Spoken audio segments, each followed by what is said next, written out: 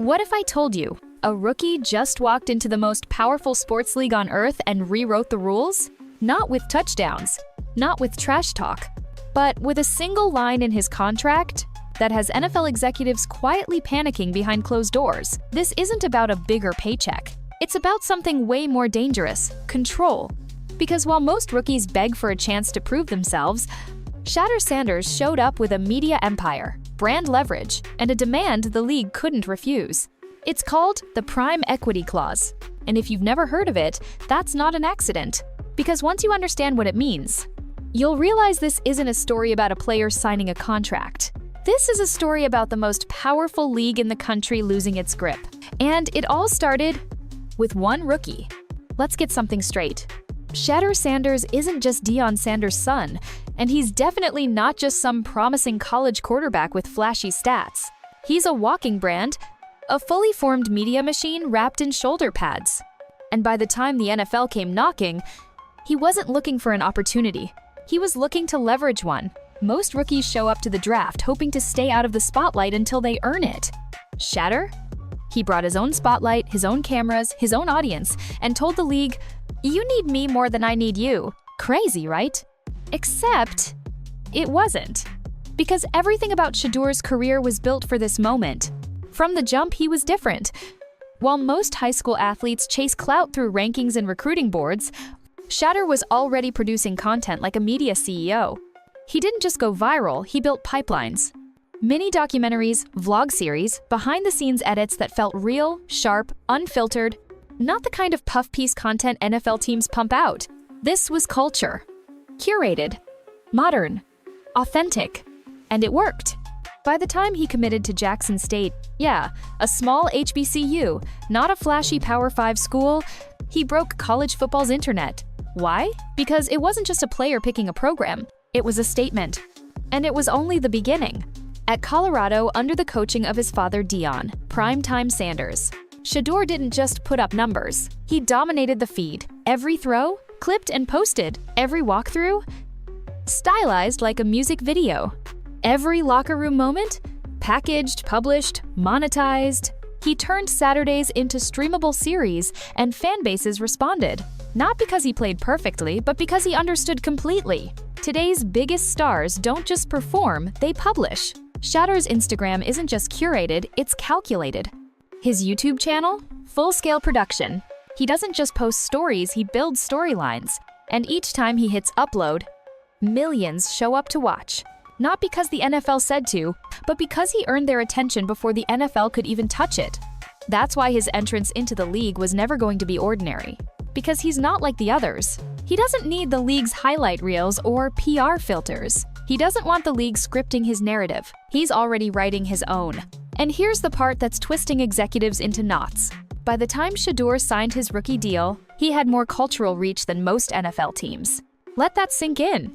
NFL, franchise, billion-dollar business, get fewer views on YouTube than a single behind-the-scenes vlog Shedeur films with his brother in a hotel hallway. This isn't branding, this is power. And Shedeur knew it. He didn't just come to negotiate a contract. He came to set terms. That's why this rookie revolution wasn't loud at first. No egos, no scandals, no fights in the press. Just quiet confidence. And one clause that changed everything. But we'll get to that in a second. Because first, you need to understand why this clause even matters. It's not just that Shedeur controls his name, image, and likeness. It's that he's already mastered how to monetize them. And that's the real threat. Because for decades, the NFL has relied on one unspoken rule. Players don't become brands until the league allows it. But that's over. Thanks to Shedeur, the new rule is this.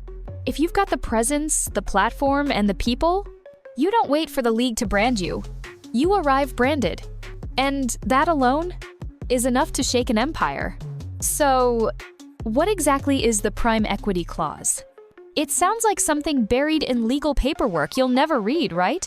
But trust me, this is the line that shook the NFL boardrooms to their core. Because while most rookie contracts cover the basic salary, bonuses, maybe a shoe deal if you're lucky, Shedeur's came with something no one saw coming, a clause that gives him ownership over the money the league makes off of him. Let that sink in. It's not a bonus. It's not a marketing add-on. It's a file-shredding, blueprint-burning, game-changing detail that says, if you use my name, if you print my face on a jersey, if my highlights go viral and get monetized, I get paid. Not the team, not the league, Shedeur, directly. It's the first time in NFL history that a rookie has successfully negotiated a revenue share model tied to their own image. And that alone is ridiculous. Imagine walking into your first job, and instead of negotiating how much they'll pay you to show up, you tell them, if you use me to make more money, I get a cut every time. And instead of laughing you out of the room, they say, all right, deal.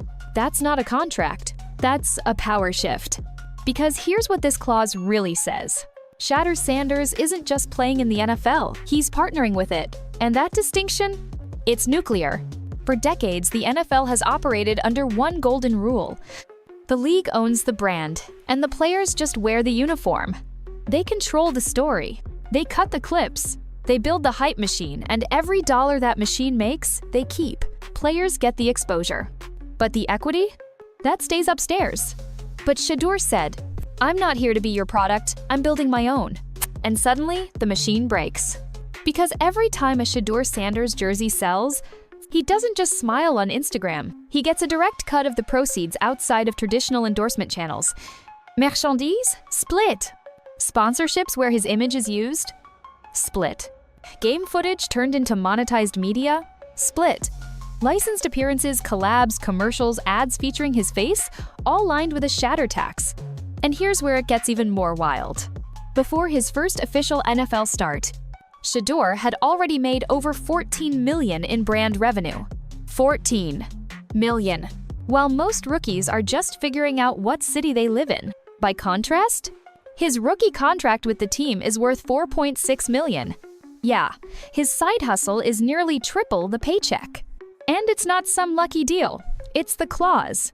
It guaranteed ownership where before rookies had none. That's why this is so dangerous to the NFL's model. Because if every rookie starts asking for ownership instead of just salary, the league can no longer treat players like assets on paper. They have to treat them like business partners. And they're not ready for that. You see, control has always been the NFL's secret currency. They know how to shape stars. They've done it for decades. Turn high-potential athletes into clean, PR-friendly billboards. But when you insert a clause into a standard rookie deal that makes the NFL accountable to the player's brand, that control evaporates. Now the moment they push his image, his story, his highlights, the cash register rings tower for him, not just them. And just like that, every other player in the league is paying attention. That's why you won't find this clause talked about in NFL promos or analyst breakdowns, because they're hoping it flies under the radar. It won't. Not when agents see the numbers. Not when veterans realize they've left money on the table for years. Not when every top college recruit starts asking the same question. If Shedeur can get that, why can't I? And here's the kicker. This isn't a fluke. It's not a loophole. It's a new standard. And the moment it leaked, the timer started. This isn't the NFL adjusting to one difficult player.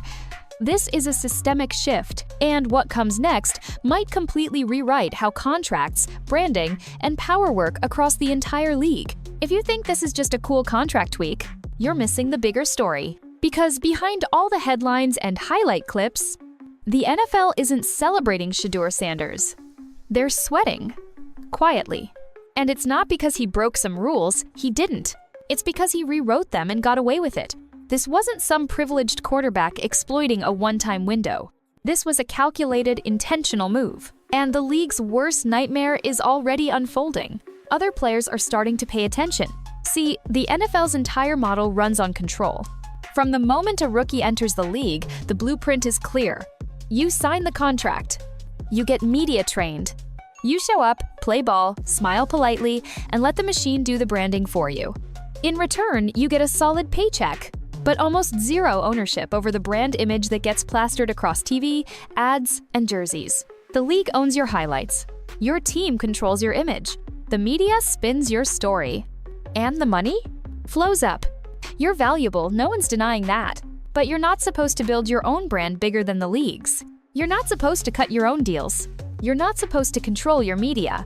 You're definitely not supposed to own equity in the content built around you. But that's exactly what Shedeur just did. And that's why the NFL isn't just annoyed. They're terrified because this move didn't take years of union battles. It didn't come from some league-wide negotiation. This wasn't a CBA update snuck in at the last second.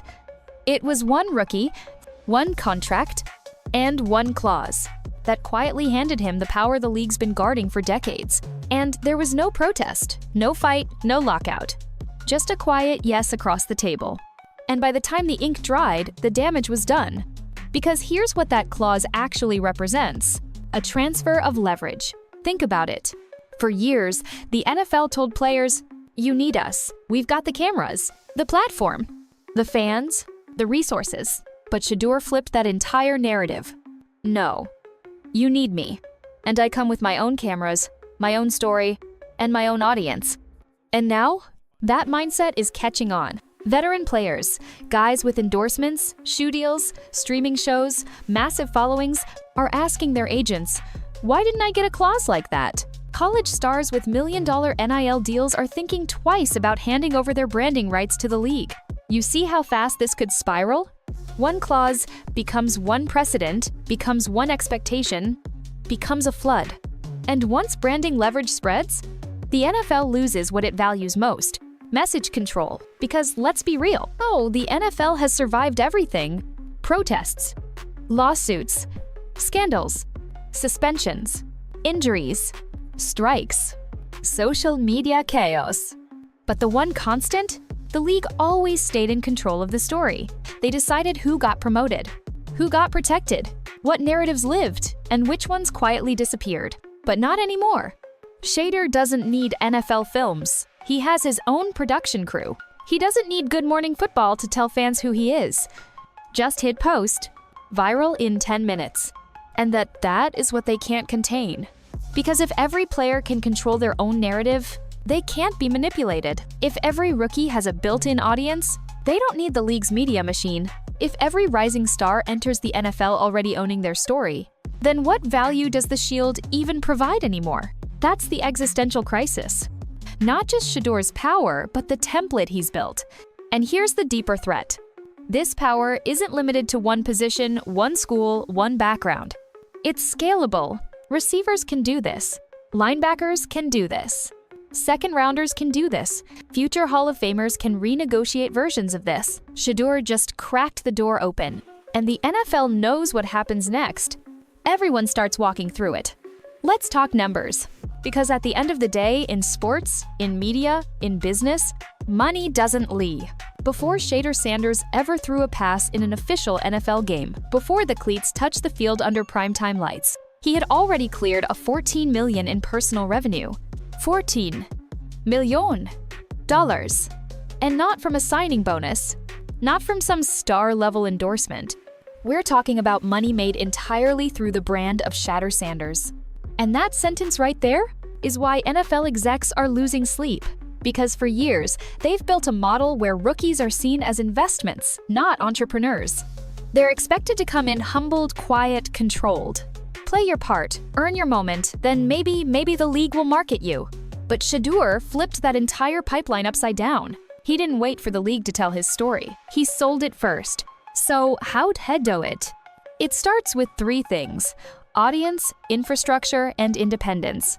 Shedeur isn't just a player with a few followers. He's a platform in motion. Here's what that includes: his own content team, a monetized YouTube channel with millions of views, behind-the-scenes vlogs that Gen Z can't stop watching, highly produced micro-documentaries, direct-to-fun merch drops, sponsored content across Instagram, Twitter, X, and TikTok, partnerships that bypass the NFL completely. And the real twist?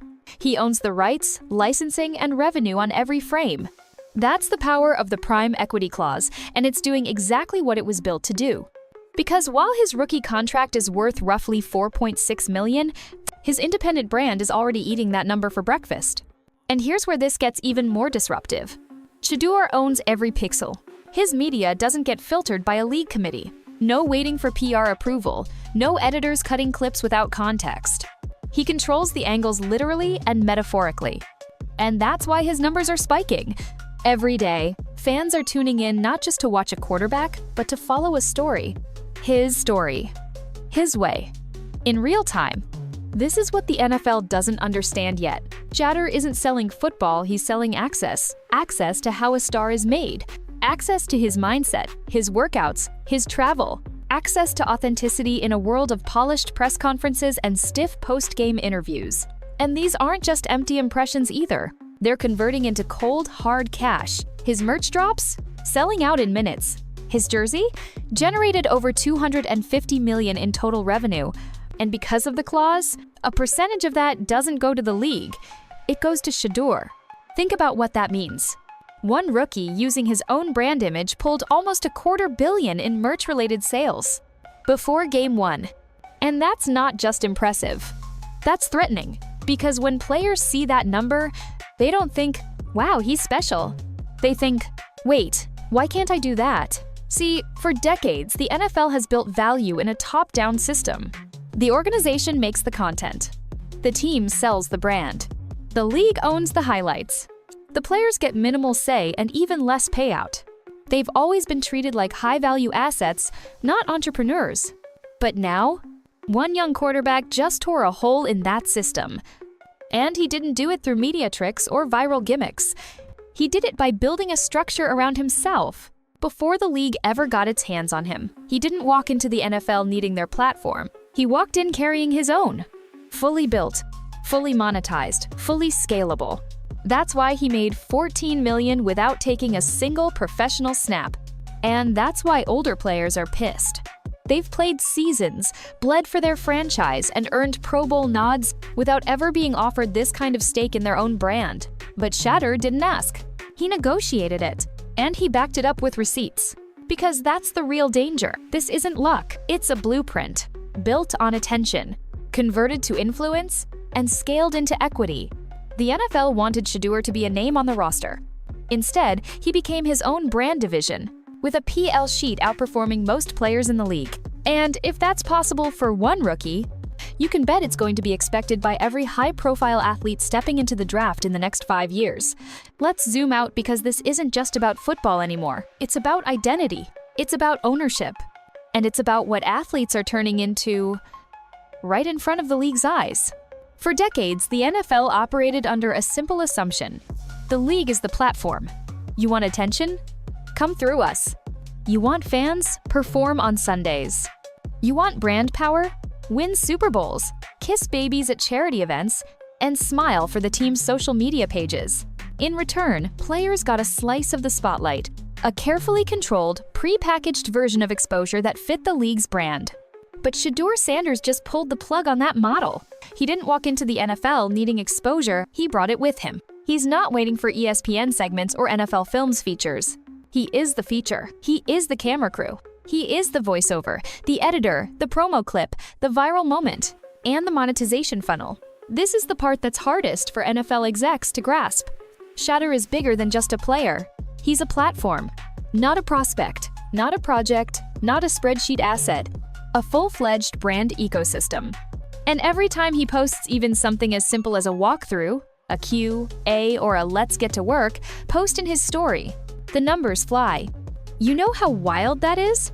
There are entire NFL organizations with decades of history, multi-million-dollar marketing staffs, and in-house production teams, pulling fewer views than what Shedeur's vlog gets from one day of practice footage. And that's not an accident. It's architecture.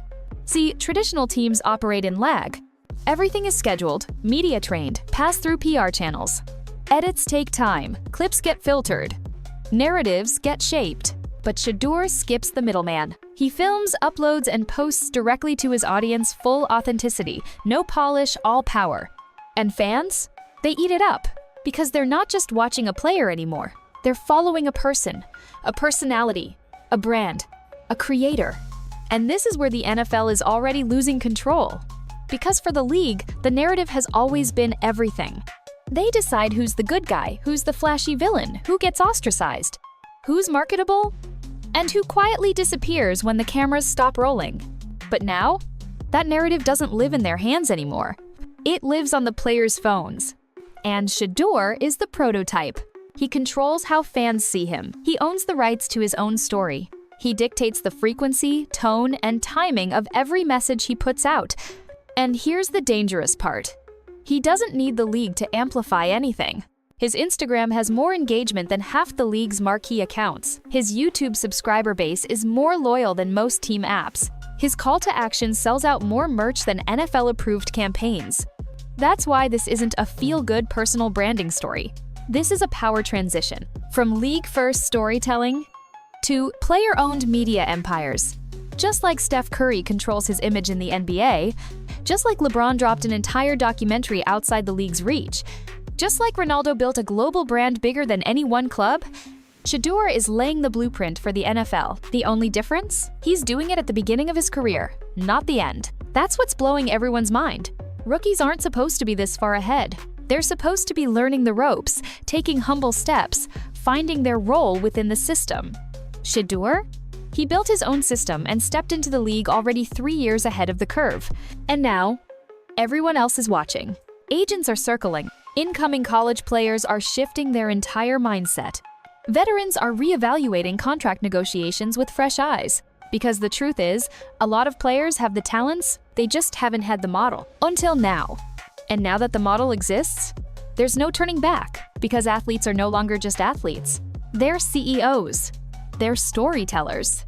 They're distribution platforms with real-time marketing leverage.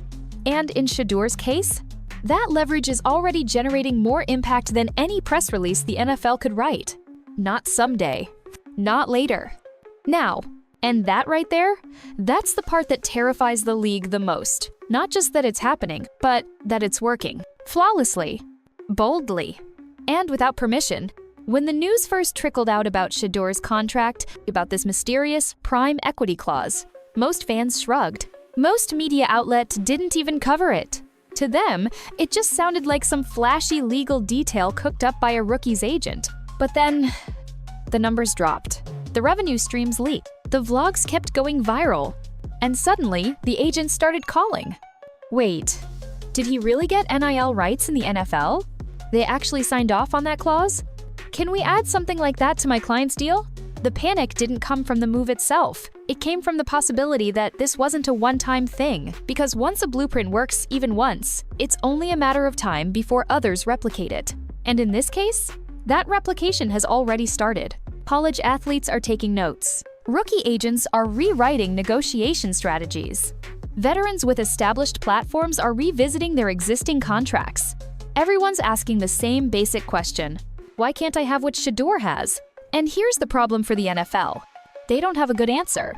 Because you can't tell a player they're not valuable enough, not when some of them have millions following their every move across social media.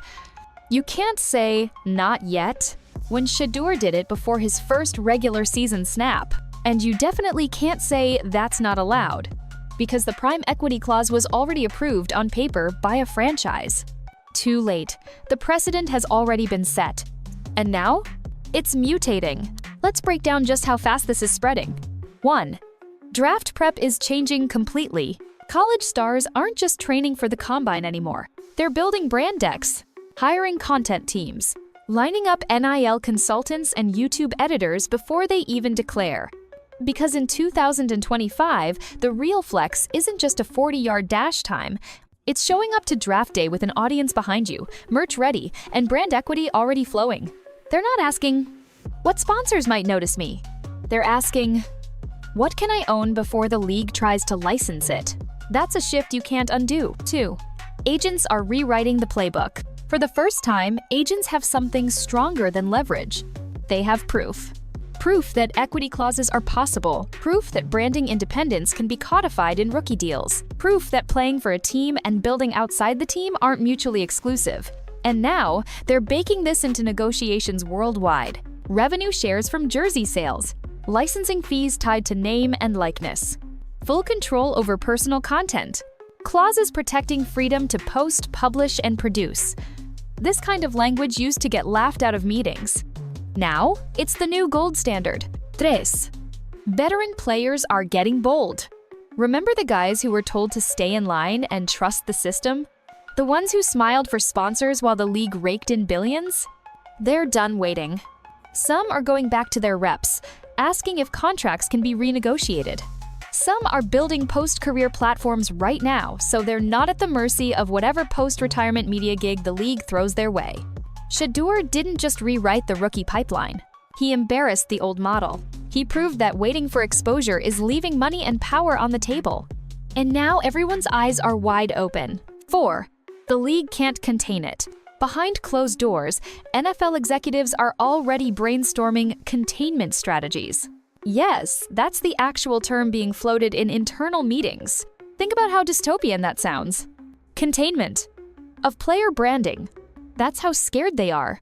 They're exploring options to tighten rookie contract templates, ban or restrict NIL-style clauses, limit personal media monetization, water down player-owned platforms. But here's the problem. They're too late. Because you can't put the genie back in the bottle. You can't tell young athletes to stop building platforms when platforms are the new currency. And you definitely can't say play your part to a generation raised on TikTok, YouTube, and creator culture. Try to clamp down now? You'll look archaic, outdated. Worse, you'll lose the next generation of fans. Because fans don't want the league version of Shedeur, they want his version. Raw, relatable, real-time. That's the cultural shift the NFL didn't see coming and definitely wasn't ready to handle. So where does this go from here? Simple. The floodgates are open. College stars are entering the league with expectations, not gratitude. They're not asking how they can fit into the NFL machine. They're asking, can the NFL fit into my machine? And that's the nightmare scenario. Because once players start viewing themselves as platforms, with built-in distribution, production control, fan equity, and monetization paths, the NFL has two choices: adapt, or become an accessory to players' personal brands instead of the other way around. And trust me, that battle's already underway. So now, the league is staring at a screen full of viral highlights, merch sales, followers, clause breakdowns, vlogs, sponsorship data. And they're finally asking the question, what do we do now? Because here's the harsh reality. They don't have many options. The old blueprint? It doesn't work anymore. Not when the players realize they don't need the league's cameras to tell their story, they've got their own. Not when one rookie walks in with $14 million in pre-NFL brand revenue and proves the business can run both ways. Not when every athlete entering the draft thinks, if Shedeur did it, maybe I can too. So now, the NFL is backed into a corner. And they've got two paths. Both risky. Both irreversible. Let's break them down. Option 1. Adapt. The forward-thinking move, the bold play, the evolution. This is the path where the NFL leans into change, not fights it. They embrace the idea that athletes are no longer just participants. They're platforms. They're voices. They're brands. That means rewriting the contract language, making space for NIL-style cases in every negotiation, allowing content ownership, opening up personal licensing deals, giving players the freedom to shape their story and sharing the spotlight. In this world, the league becomes a collaborative partner. They don't just provide structure, they provide tools, resources, marketing horsepower to help each player power their own brand. Sounds nice, right? But here's why this option terrifies them just as much as the next one. Because adapting means giving up control, and the NFL was built on control. Every rule, every media deal, every press release, all designed to keep the shield in the foreground. Letting go of that means risking inconsistency. It means letting players outshine the league. It means handing over real power to the people who've been treated like products for decades. And for an organization obsessed with hierarchy and tradition, that's a big ask. Option 2. Clamp down. The more comfortable move for legacy systems. The defensive plan. Pretend the Shedeur model was a fluke. Push tighter regulations into future CBAs. Quietly warn front offices not to accommodate similar clauses. Go back to media control. Close ranks. Shut it down. This would mean revoking content freedom, limiting personal monetization, reintroducing complex approval pipelines for social content, brand partnerships, interviews. Essentially, push athletes back into the box. But there's a massive problem with that logic. It's already too late. So here we are. One clause, one rookie, one revolution. And now the NFL, the most powerful sports league in the world, is on the clock. Because let's be clear, What Shedeur Sanders signed wasn't just a contract. It was a countdown. A quiet timer that started ticking the moment league officials nodded yes to the prime equity clause, not realizing they were handing out the first matchstick in a forest full of dry kindling. What they approved wasn't just a new kind of rookie deal. They approved a new way of doing business. And once that model exists, once people see it working, you can't unsee it. You can't undo it. Now, every top athlete entering college, prepping for the draft, or renegotiating a deal is asking the same question. What's my equity? Where's my ownership? Why should I give them everything when I've already built something? That's the end of the old playbook. This moment didn't come with protests. It didn't need a union standoff, leaked emails, or court battles over fair pay. There was no labor war. Just a 21-year-old kid, laser-focused, brand-savvy, and years ahead of the system that thought it would mold him. And here's the part no executive wants to talk about. It worked. The merch is selling. The content is going viral. The fans are engaged. The money's flowing. And most dangerous of all, there's no scandal to blame it on, no controversy to sweep under the rug. There's nothing to attack because Shedeur didn't ask for trouble. He asked for terms. And the moment the league agreed to them, they gave up something far more valuable than money. They gave up control. And now, the ripple effects are turning into waves. Players are watching, agents are planning, brands are circling, college recruits are entering with multi-million-dollar followings before they even put on pads. The playbook has been leaked. The truth has been posted, edited, synced with trending audio, and shared on every platform that matters. You can't clamp down on this. You can't fine people into silence. You can't PR spin your way past a generation raised on self-publishing and brand-first energy. This isn't just Gen Z reacting. This is athletes evolving. Not just playing the game, but owning it. Because, let's get brutally honest. For years, the NFL positioned itself as the final destination. The crown, the reward, the big stage. But Shedeur flipped the perspective. The NFL isn't the finish line. It's just the launch pad. He didn't enter the league grateful to be noticed. He entered with millions already watching. And that shift changes everything. No traditional rookie timeline.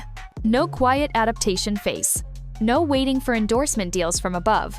Shedeur doesn't need permission to shine. He brought his spotlight with him. So now, what happens next? One rookie opens the door. More players walk through. Leverage flows upward. 2. The league adapts, or it fades into the background of a world that moves faster than policy can. This moment is bigger than contracts, bigger than NIL, bigger than jersey sales and camera crews. This is about ownership, voice, narrative, power. Shedeur isn't waiting to build his legacy after football. He's building during football with long-game vision, short-form firepower, and absolute creative control. He's not hoping to become a superstar. He's structuring for enduring cultural relevance. And here's what that really means. While the NFL still owns Sundays, Shedeur Sanders owns everything else. The weekdays, the feeds, the narrative, the voice inside the story, not the version told about him. And whether the old guard likes it or not, this is where the game is going. We're done pretending players are just players. They're publishers. They're brands. They're future moguls building enterprises before their rookie jersey is even dry from practice. So to the NFL, you can brace yourself. You can resist. You can patch together containment strategies and hope the storm passes. Or you can evolve, because the game has already changed. And Shedeur Sanders, a rookie quarterback with a vision sharper than half the C-suites in the league, just wrote the new rules. So now the countdown continues. It's not measured in downs or minutes on the play clock. It's measured in the number of players who realize they no longer have to ask for permission. And once that number reaches critical mass, game over. Or rather, game reset. New season, new rules, new system. And the spotlight? No longer owned by the league, but by the players who never needed it to shine. The players have seen what's possible. The fans have tasted the authenticity. The brands have opened their wallets. Try to clamp down now, and you're not protecting the league. You're exposing it. Because it's one thing to lead the players. It's another thing entirely to try to silence them, especially in a world where everyone has a following, a phone, and their own broadcast channel. Worse, if the league tries to spin this as protecting the brand, they risk something they can't afford to lose: relevance. Because today's fans don't want the NFL polished version of a player.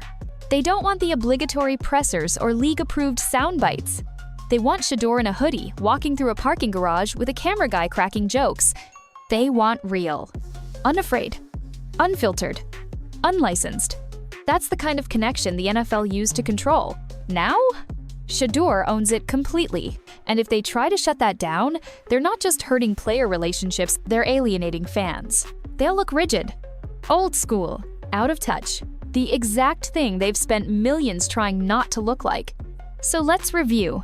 Adapt? Risk giving up decades of top-down dominance.